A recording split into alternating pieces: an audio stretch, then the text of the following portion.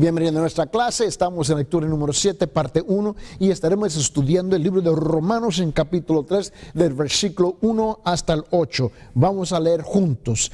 ¿Qué ventaja tiene pues el judío? Y la pregunta que está haciendo Pablo, ¿o de qué aprovecha la circuncisión? Mucho en todas maneras. Primero, ciertamente que les ha sido confiada la palabra de Dios. Pues que si algunos de ellos han sido incrédulos, su incredulidad habrá hecho nula la fidelidad de Dios. De ninguna manera, antes bien sea Dios veraz y todo hombre mentiroso, como está escrito. Pues para que seas justificado en tus palabras y venzas cuando fueres juzgado. Y si nuestra injusticia hace resaltar la justicia de Dios, ¿qué diremos? ¿Será injusto Dios que da castigo? Hablo como hombre. En ninguna manera, de otro modo, ¿cómo juzgará Dios al mundo? Pero si por mentira la verdad de Dios abundó para su gloria, ¿por qué aún soy juzgado como pecador? ¿Y por qué no decir, como se nos calumnia, y como algunos cuya condenación es justa, afirman que nosotros decimos, hagamos males para que vengan bienes? En esta sección de escritura lo que tenemos aquí es que Pablo está confrontando a un pueblo religioso y aún a todos los incrédulos y pecadores, en cual ya han formado varios argumentos contra la salvación por gracia. En otra palabra, aquí hay un argumento del religioso judío contra una religión de corazón. Y Pablo está anticipando los varios argumentos que ellos están, ¿ves? Y que le han ya presentado ya varias veces. Todos conocemos el famoso versículo que se encuentra en Romanos en capítulo 3, en donde dice en versículo 23, y dice lo siguiente: por cuanto todos pecaron y están destituidos de la gloria de Dios. Lo que no comprendemos son los primeros 20 versículos que nos lleva a este punto y a esta declaración. Y aquí donde nos encontramos es la condenación y la ira de Dios contra todos los hombres que se encuentran debajo del pecado. Note conmigo aquí, Pablo ha dicho que hay una diferencia entre judío y gentil, y dice que no hay diferencia entre judío y gentil, entre el religioso y los demás hombres. Y de eso se trata en capítulo 1, capítulo 2 y hasta aquí, hasta capítulo 3. Todos los hombres están delante de Dios culpables de pecado y condenados. Y ese es el argumento principal de Pablo. Ahora, en este punto, Pablo imagina al religioso viendo exactamente lo que está diciendo. En otra palabra, Pablo se da cuenta que los que están en contra de su persona realmente sí comprenden lo que él está diciendo, rehúsan, rechazan, pero sí comprenden. Está como el dicho que uno dice que se hace loco, pero no tiene nada de loco. Y Pablo se encuentra precisamente en esta posición. El religioso también ve el tremendo peso del argumento de Pablo y por eso se esfuerza por contradecir a Pablo con 3 argumentos. Y hay 3 argumentos. Argumentos hechos frecuentemente por los religiosos cristianos de hoy día y por los miembros de la iglesia que profesan a Cristo y asisten a la iglesia solo para satisfacer, ¿no?, sus conciencias. Note las 3 cosas. Número 1, ¿qué provecho hay en ser judío, un religioso, en ser circuncidado o bautizado o ser miembro de la iglesia? ¿Qué provecho hay? Ese es el primera argumento que nosotros nos vamos a dirigir. Y el segundo es la incredulidad. ¿Hace nula la promesa de Dios hacia Dios mentiroso? Y eso lo vamos a tratar en el versículo 3 y 4. Y luego número 3, ¿es Dios injusto si se venga? Eso lo vamos a tratar de versículos 5, 6, 7 y 8. Vamos a comenzar con en los primeros 2 versículos. Note conmigo en Romanos capítulo 3, versículo 1 y 2. Porque la pregunta es, ¿qué provecho hay en ser judío o un religioso? Y en ser, mis hermanos, tener todas las marcas y los rasgos religiosos, ser circuncidado o bautizado. Y esa es la pregunta que él hace. Versículo 1. ¿Qué ventaja tiene pues el judío o de qué aprovecha la circuncisión? Mucho en todas maneras, primero ciertamente que les ha sido confiada la palabra de Dios. Aquí hay una pregunta. ¿Qué hacer con el judío que es simiente de Abraham? ¿Qué hacer con todos que son judíos? En otra palabra, que por su nacimiento, por su sangre, son judíos. Quizá que sean pecadores o religiosos o cualquier otra cosa que tú quieras nombrar, pero la pregunta es, ¿qué hacer con el judío? La promesa de Dios, Abraham, era su simiente, la nación judía, serían los hijos de Dios. Te recuerda que esa fue la promesa. Y, permíteme, vete a Génesis en capítulo 12, en Génesis en capítulo 12 conmigo, para mostrarle la promesa que se le hizo.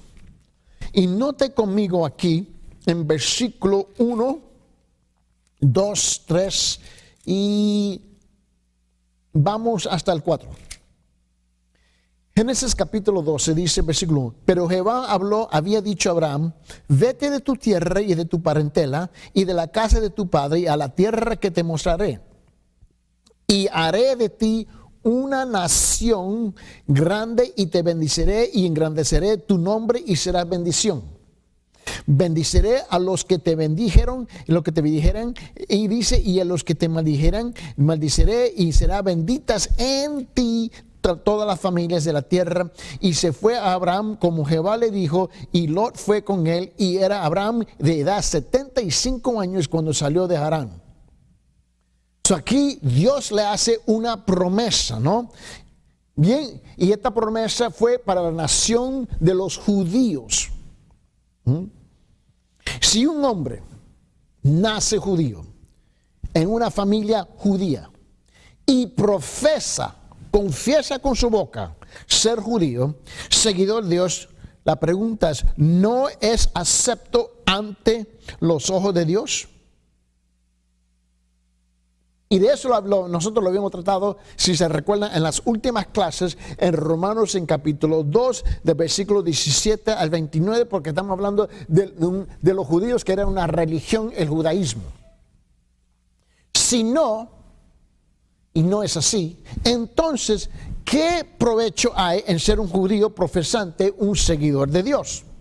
Y estás diciendo que no hay ventajas en ser judío o hijo de Abraham. Y esos fueron los argumentos contra la predicación de de Pablo, cuando Pablo estaba predicando que la salvación es por fe, solamente por fe y por la gracia de Dios. Ahora, la aplicación de este pasaje tiene que ver con todo hombre, con todos, aparte, y hermanos, de los judíos, pero con todos los hombres. Si un hombre nace judío o cristiano, en otra palabra, tiene la nacionalidad correcta, si nace en una familia judía o cristiana, en otra palabra, tiene la herencia correcta, si un hombre reclama ser religioso, judío o religioso cristiano, y todavía no es aceptable ante los ojos de Dios, la pregunta que se tiene que contestar es esta: ¿qué aprovecho hay en ser religioso? Si se recuerda, todo el argumento de Pablo en capítulo 1, del versículo 1 hasta, en capítulo 2, del versículo 1 hasta 29, era contra el moralista y el religioso. Él continúa ese argumento ahora en capítulo 3. La respuesta de Pablo es sencilla. Las ventajas son grandes. Te recuerdo, dice que a muchos se le ha entregado, a quien se le ha entregado mucho, de muchos se le espera. La ventaja es grande porque ellos que habían recibido la palabra de Dios. El judío y el cristiano han sido altamente privilegiados, especialmente en que Dios les ha encomendado su palabra. En Romanos capítulo 3, en versículo 2, otra vez dice, mucho en todas maneras. Primero, ciertamente que les ha sido confiada la palabra de Dios. En Romanos, en capítulo 9 y en versículos 4 y 5, si se recuerdan que Romanos capítulo 9, capítulo 10 y capítulo 11 habla de la promesa que Dios le ha otorgado al pueblo judío, que serán salvos un día en el futuro. Y ahora en Romanos en capítulo 9, versículos 4 y 5, Pablo dice: ¿qué son israelitas, de los cuales son la adopción, la gloria, el pacto, la promulgación de la ley, el culto y las promesas? ¿De quiénes son los patriarcas? De los cuales según la carne vino Cristo, el cual es Dios sobre todas las cosas, y dice: bendito por los siglos. Amén. No te olvides que lo que Pablo está diciendo, que este es un pueblo muy privilegiado, y de ellos se le ha otorgado mucho y se le espera mucho de ellos. Igual con los cristianos hoy día, que se te ha otorgado que la palabra de Dios. Vos no tienes ninguna excusa. Tienes tremendos privilegios, pero también tienes tremendas responsabilidades. Tienen el privilegio de, número uno, de poseer la palabra de Dios. En la historia humana, en la tierra, ningún otro pueblo en toda la tierra había recibido la palabra de Dios, solamente los judíos. ¡Qué privilegio! 2. Es igual como hoy día. ¿Quién ha recibido la palabra? Los cristianos han recibido la palabra. Se supone que si tenemos un púlpito sano y tenemos predicadores sanos, estamos nosotros ¿qué? Predicando ¿qué? La palabra de Dios. 2. Tienen el privilegio de leer, de oír, de ver, de obedecer y vivir ¿qué? La palabra de Dios. Y 3, de vivir en una sociedad que ha sido afectada por la palabra de Dios. Y nosotros estamos en una sociedad que ha sido transformada a causa de ¿qué? De los fundamentos de la palabra de Dios. A pesar que lo estamos torciendo hoy día, lo estamos destruyendo hoy día, pero hemos sido y somos todavía parte de una sociedad afectada por la palabra de Dios. Estos son privilegios enormes. El hombre nacido dentro de una nación y una familia que tiene la palabra de Dios tiene todas las ventajas. ¿Para qué? Para acercarse a Dios y vivir para Él. En efecto, ese hombre no podría tener un privilegio mayor. Sus privilegios son tan grandes que queda ¿qué? Sin excusa si no vive para Dios. Si se recuerdan, la palabra dice en Juan, en capítulo 5, 24, de cierto os digo, el que oye mi palabra y cree al que me envió, tiene que vida eterna y no vendrá condenación, mas ha pasado de muerte a vida. Yo quiero que ustedes vean conmigo, mis hermanos, estos argumentos. Ahora note el segundo grupo. Se encuentra aquí en versículos 3 y 4, Romanos capítulo 3, versículos 3 y 4. Pues, ¿qué si algunos de ellos han sido incrédulos? Su incredulidad habrá, dice, y mira, porque aquí tenemos varias preguntas que se nos da. Su incredulidad habrá hecho nula la fidelidad de Dios. Y ahora note bien, estos son los dos argumentos que los judíos, los religiosos y los demás de hombres le están presentando a Pablo. Y Pablo le contesta en versículo 4, dice: de ninguna manera, antes bien sea Dios veraz y todo hombre mentiroso, como está escrito. Y él cita aquí la palabra de Dios.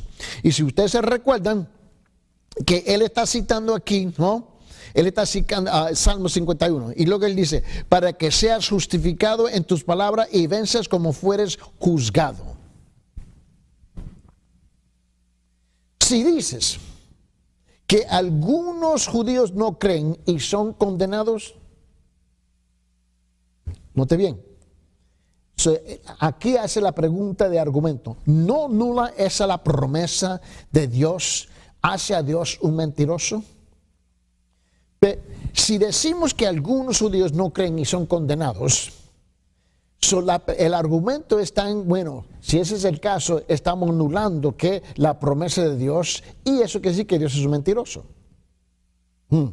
O, para decirlo de otra manera, de otro modo, si alguno deja de creer y reniega la palabra de Dios, hará su incredulidad que Dios haga nula su palabra y sus promesas.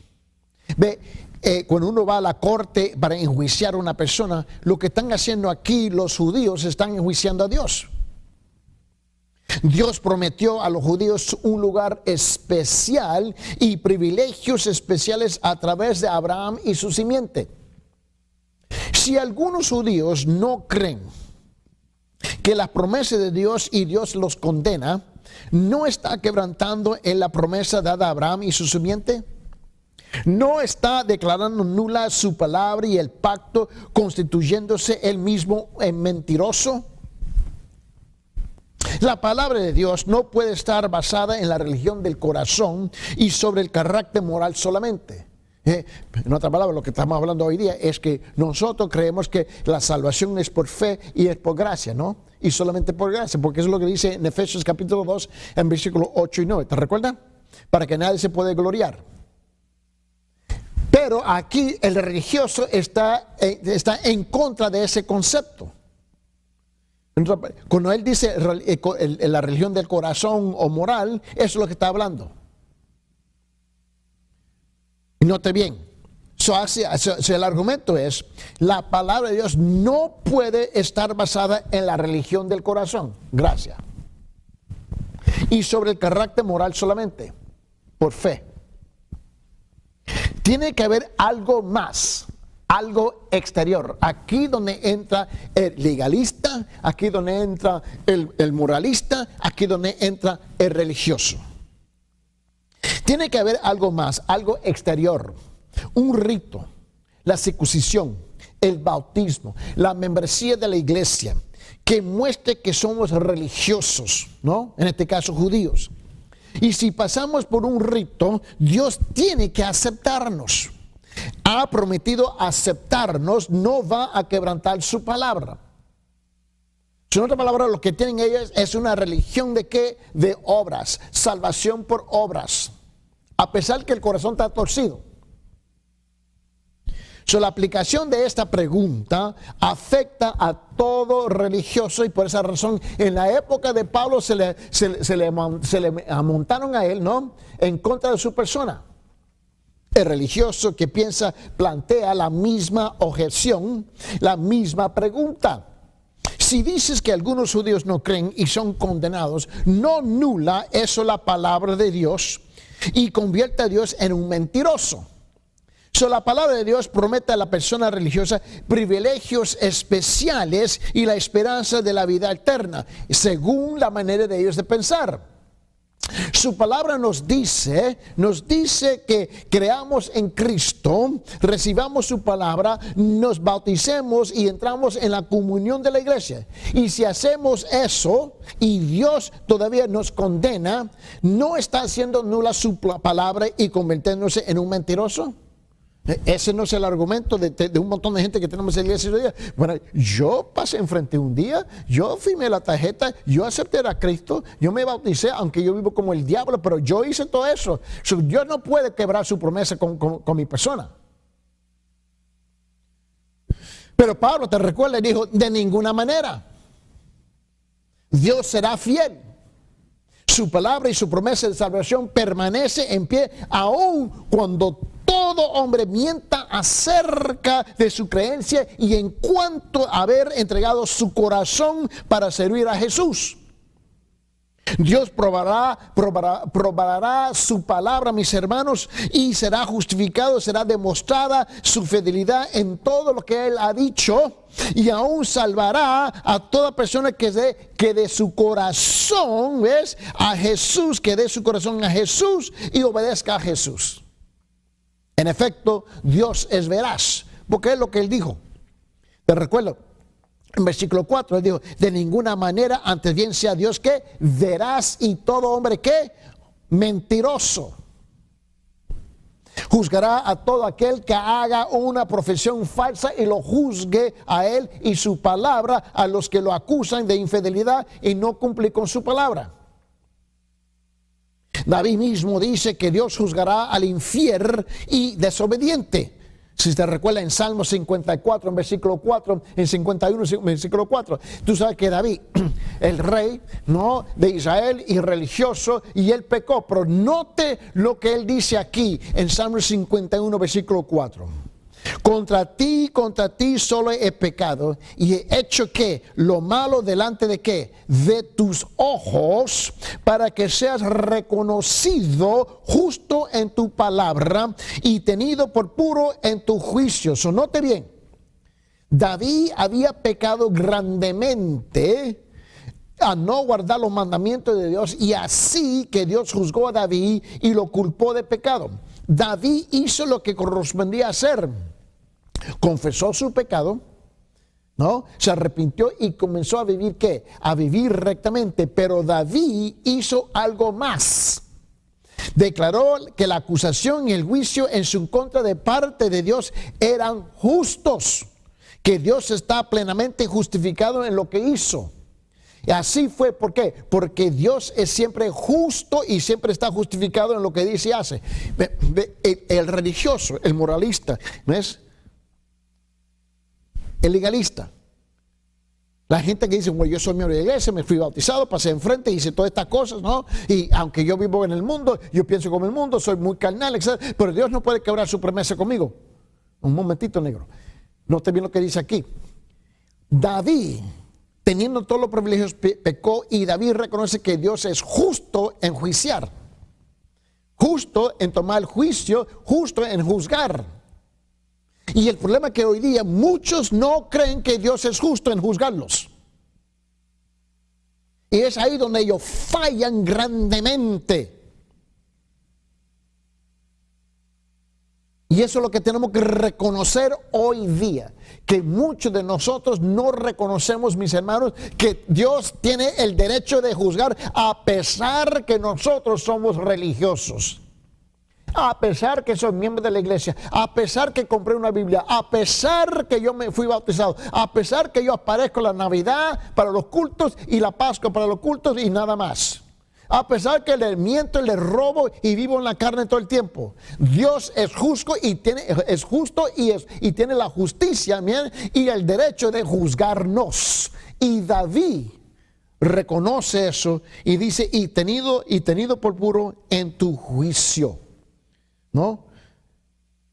Y eso fue lo que declaró, que la acusación y el juicio en su contraparte de Dios eran justos, igual con cada uno de nosotros.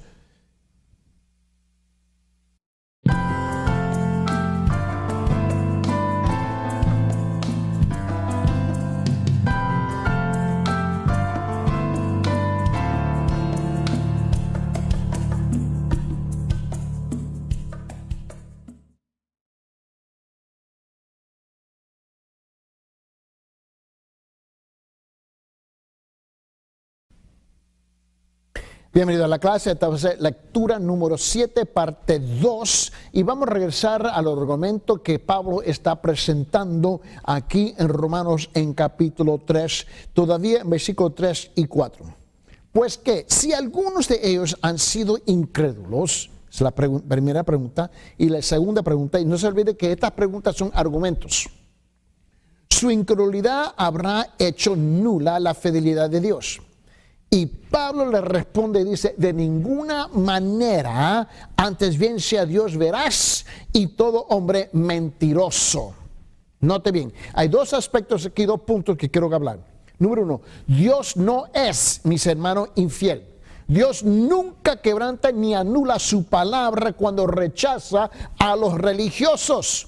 Aquí está la clave, los religiosos.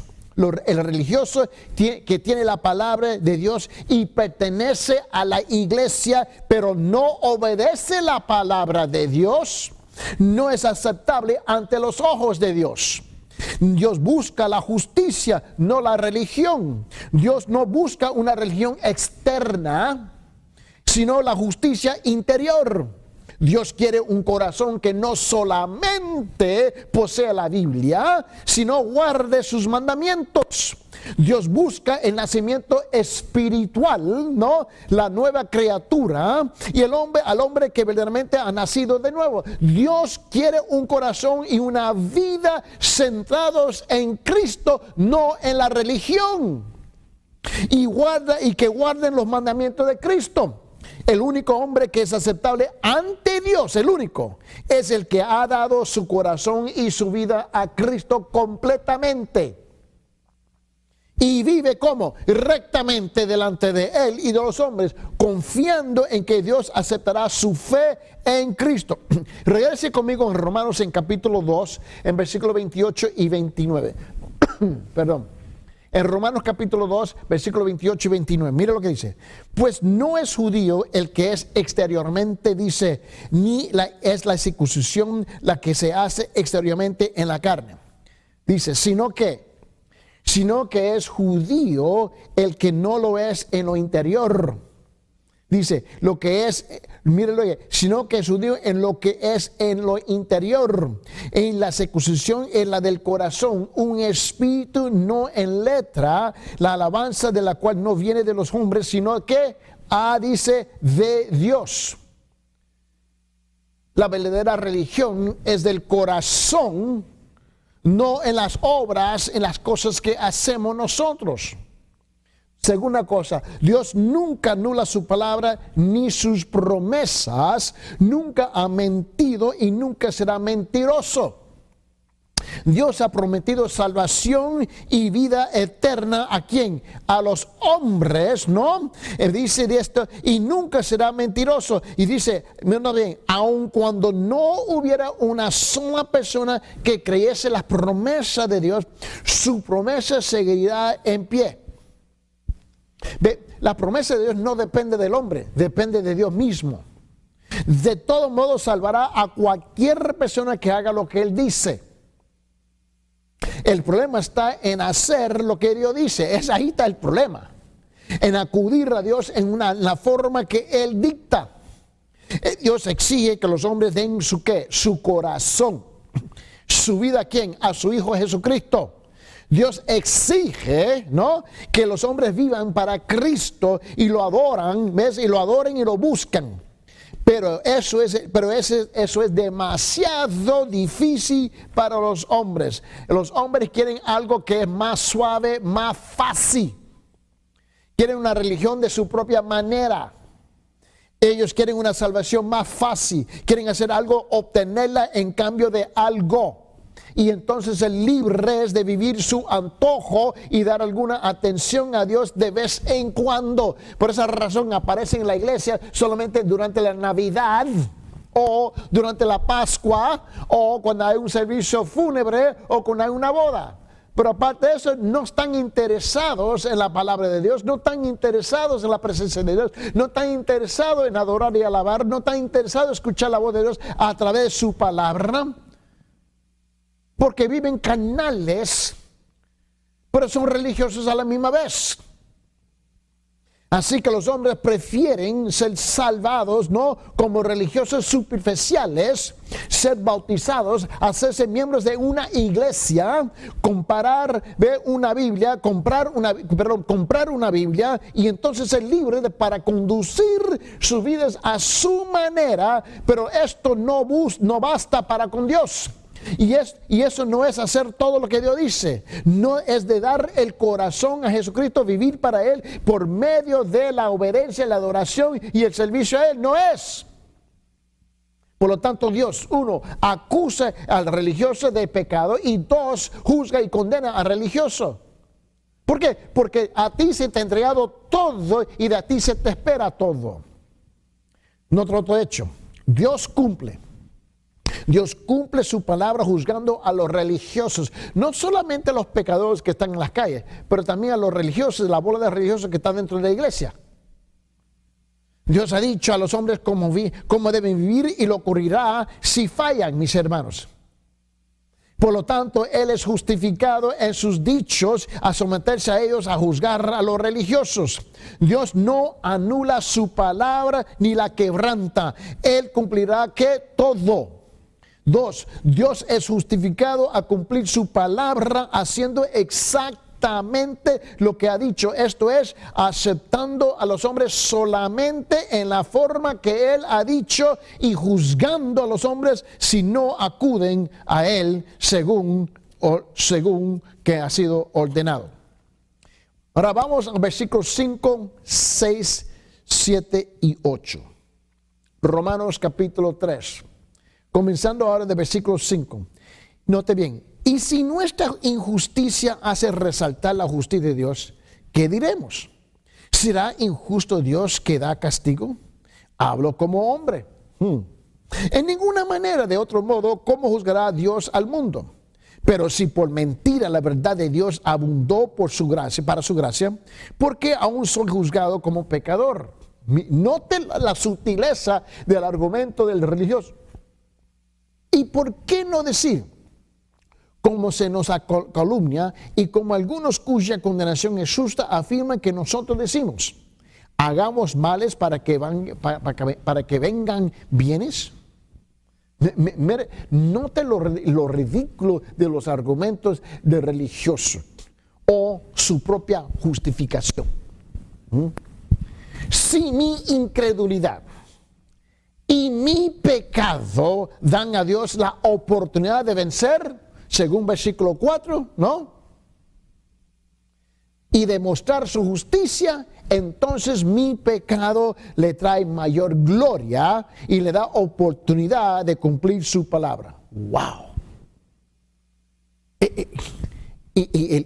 Lo que a mí me deja patinando, por decirlo así, es que hay muchos aún hoy día con ese pensamiento. ¿Cómo puede castigarme por eso? Si mi pecado le trae gloria a Él, a darle la oportunidad de rectificar. ¿No es injusto infligir un castigo? Bueno, la respuesta tiene 4 puntos aquí. Note bien. Porque Él dice aquí, y mira cómo lo dice.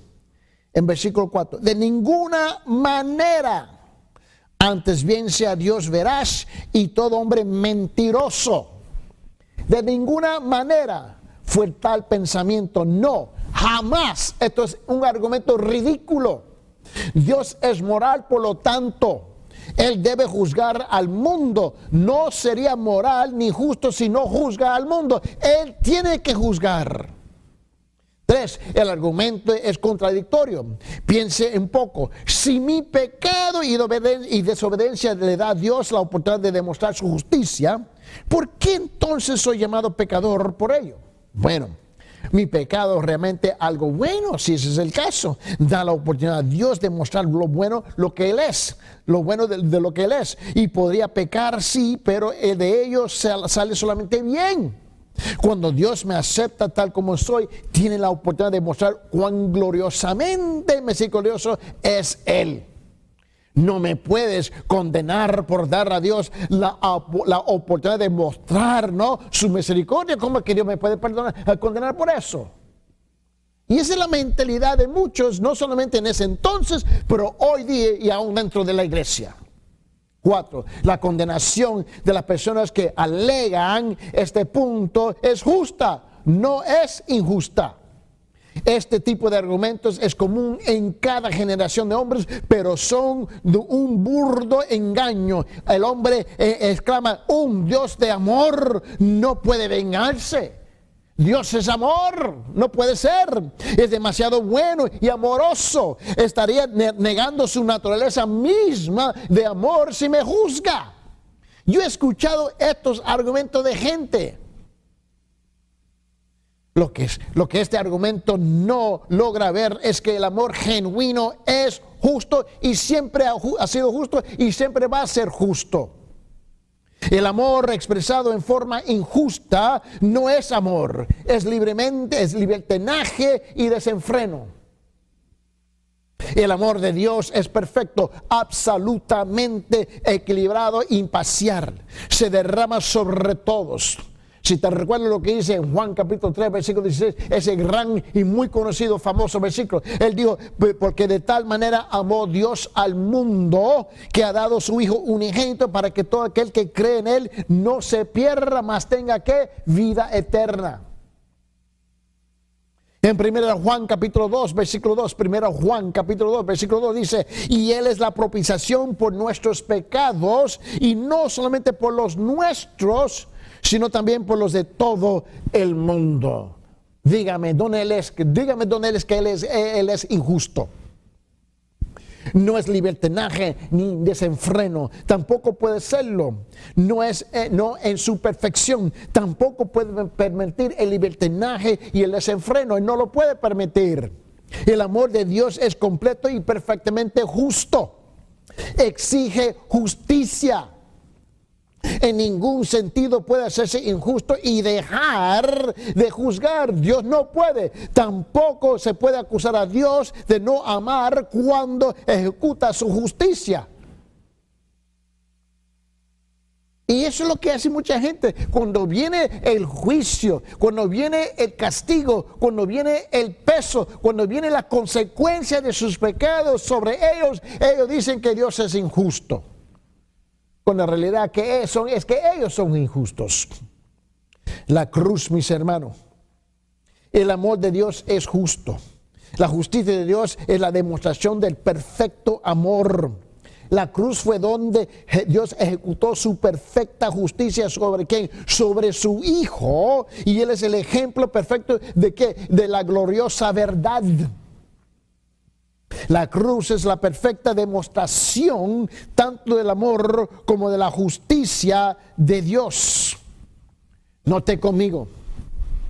La cruz es perfecta demostración del amor y la justicia de Dios. ¿Por qué que no se quejan de por qué Cristo tuvo que tomar nuestro lugar en la cruz? Yo no escucho esa queja de los religiosos, yo no escucho esa queja de las personas que dicen que son y profesan ser cristianos y viven como el diablo. Nunca escucho esas quejas de ellos. No, mi hermano. En Romanos capítulo 5, versículo 8 dice esto. En Romanos 5, 8 dice lo siguiente, dice, mas Dios muestra que, Él muestra que su amor, dice, para con nosotros, que en siendo aún pecadores, Cristo murió por nosotros. Ahora dígame si Él es injusto. En 2 Corintios 5:21 dice, al que no conoció pecado, por nosotros lo hizo pecado para que nosotros fuésemos hechos justicia de Dios en él. Muéstrame la injusticia de Dios ahora. ¿Por qué no se queja de eso? Bueno, en Gálatas capítulo 3, en versículo 13 dice también lo siguiente. Dice, Cristo nos redimió de la maldición de la ley, hecho por nosotros maldición. Porque está escrito, maldito todo el que es colgado en un madero. No te quejas de eso. Yo no te escucho quejándote diciendo, Dios, es injusto que mandaste a tu hijo a morir por mí. Yo no he escuchado esa injusticia de nadie. No he escuchado esa queja de nadie que dice, bueno, eso es injusto. En Efesios capítulo 5, versículo 2 dice, y andar en amor, como también Cristo nos amó y se entregó a ¿qué? A sí mismo por nosotros. No, yo no te voy a decir, Cristo, no tome mi lugar, yo voy a tomar mi propio lugar en la cruz. Aquí, ¿hay voluntarios? ¿Hay voluntarios? Hola. Mira bien. Y andar en el amor, tan como también Cristo nos amó y se entregó a sí mismo por nosotros, ofrenda y sacrificio a Dios en olor fragante. En 1 Pedro capítulo 2 dice lo siguiente, versículo 24. ¿Quién llevó él mismo nuestros pecados en su cuerpo? ¿Quién llevó él mismo nuestros pecados en su cuerpo sobre el madero para que nosotros, estando muertos a los pecados, vivíamos a la justicia y por cuya herida fuiste sanados? ¿Hay alguien que se está quejando que Dios tomó nuestro lugar? ¿Hay alguien aquí? En 1 Pedro capítulo 3 dice el versículo 18. Mira bien. Porque también Cristo padeció una sola vez por los pecados, incluye los nuestros, el justo por los injustos, Cristo por nosotros, para llevarnos a Dios, siendo a la verdad muerto en la carne, pero dice vivificado en espíritu. Hasta este punto yo no escucho ni una queja del incrédulo, del moralista, el legalista y el religioso. De ninguno he escuchado esas quejas. De ninguno. Note este segundo pensamiento. Los hombres serán juzgados y condenados si han rechazado el amor y la salvación de Dios provista en su Hijo Jesucristo. Y es aquí donde el religioso, porque no se cuida bien en sus pensamientos, anda torcido, falta de comprensión. Porque él cree que lo que yo hago es aceptable ante Dios, Dios me tiene que aceptar a mí. No, la salvación viene en Cristo y solamente en Cristo. Y cuando yo me acudo a mis obras, yo estoy rechazando lo que hizo Cristo. Los hombres serán juzgados y condenados si han rechazado ¿qué? El amor de ¿qué? De Dios y la salvación de Dios provista en su Hijo. Cuando yo me acudo a las cosas que yo quiero hacer para justificarme, yo estoy rechazando la obra de Cristo. En Mateo capítulo 16 dice lo siguiente en versículo 27. En Mateo 16, 27 dice, porque el Hijo del Hombre vendrá en la gloria, dice, de su Padre con sus ángeles, y entonces, luego después, pagará a cada uno conforme a sus obras. Tenga cuidado, tenga mucho cuidado. Y luego entonces pagará a cada uno conforme ¿qué? A sus obras. En Mateo capítulo 25, en versículo 31, 32 dice lo siguiente también. Y mira en la forma como Cristo lo pone. Dice, cuando el Hijo del Hombre venga en su gloria, y Él va a venir, y todos los santos ángeles con Él, estamos hablando, mira bien, entonces, mira bien, dice, se sentará en su trono de gloria. Y ahora, mira lo que dice el versículo 32. Y serán reunidas delante de él todas las naciones, ni uno se escapa. Y dice, y apartará los unos de los otros, como aparta el pastor las ovejas y las cabras. Los justos a un lado, los injustos al otro lado. En ese momento tú no tienes oportunidad de presentar tus argumentos necios. En 2 Corintios, en capítulo 5, versículo 10, dice esto. Y le está hablando a todos aquellos que están en la iglesia. A todos los que están en la iglesia. Miren lo que le dice en 2 Corintios, capítulo 5, versículo 10.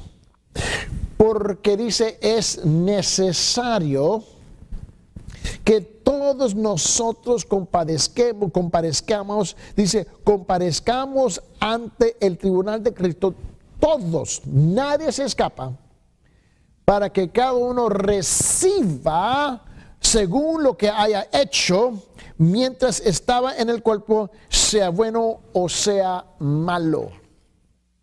Todos nos tenemos que presentar. En 1 Pedro capítulo 1 versículo 17 dice esto, dice, y si, note la condición aquí, note la condición, y si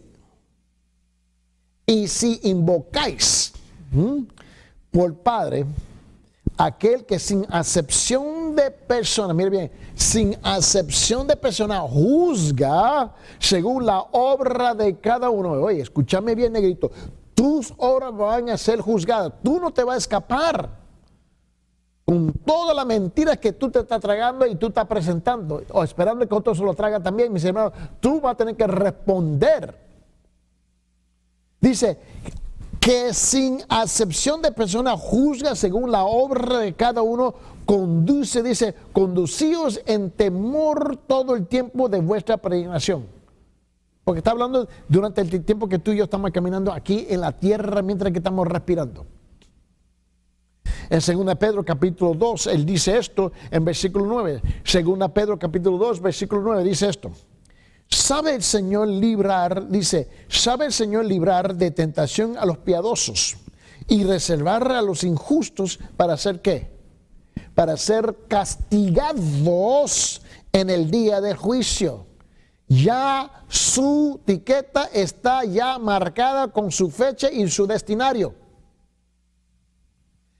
Dijo en Judas, en versículo 14 y 15, note lo que él dice. Dice, de estos también profetizó Enoc, séptimo desde Adán, diciendo, he aquí vino el Señor con sus santas decenas de millares para hacer juicio contra todos y dejar convictos a todos, dice, a todos, mire bien, los impíos de todas sus obras impías que han hecho impíamente y todas las cosas duras que los pecadores impíos han hablado contra él. Nadie se escapará. Y en Apocalipsis él dice esto en versículo 12 del capítulo 20. En Apocalipsis 20:12 dice, y vi a los muertos grandes y pequeños de pie ante Dios, y los libros fueron abiertos, y otro libro fue abierto, el cual es el libro de la vida, y fueron juzgados los muertos por las cosas que estaban escritas en los libros según sus obras. ¿Ves? El religioso quiere vivir por obras, pero también va a morir por sus obras. Él quiere vivir por la ley, tiene que vivir por la ley, tiene que morir por la ley. Y dice en fin en capítulo 22, he aquí yo vengo pronto y mi galardón conmigo para recompensar a cada uno según sea su obra.